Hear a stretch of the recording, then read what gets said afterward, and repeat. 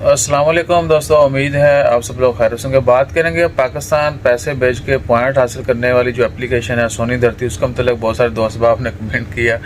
तो इस खाली जगह में जो है एप्लीकेशन भी आप देख सकते हैं, नीचे डिस्क्रिप्शन में लिंक भी डाल दिया गया, वहाँ पे जाकर डाउनलोड भी कर सकते हैं। और जो ट्रांजैक्शन नंबर है वो दोस्तों ने पूछा था बैंक से भेजते हैं या दूसरे एक्सचेंज वगैरह से भेजते हैं, तो वो कौन सा नंबर जो है वहाँ पे मेंशन करना है। तो नंबर जो है वो भी मैंने सर्कल कर दिया, आप देख सकते हैं।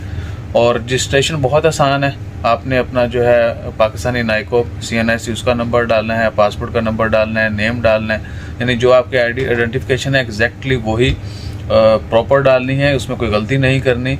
और ओमान का नंबर जो है वो डालना है, अपने बताके का नंबर डाल दें, वीज़ा नंबर डाल दें। और बाकी एप्लीकेशन आपके सामने है, डिस्क्रिप्शन में जाकर डाउनलोड कर सकते हैं। फिर भी कोई इन्फॉर्मेशन चाहिए हो तो कमेंट कीजिए।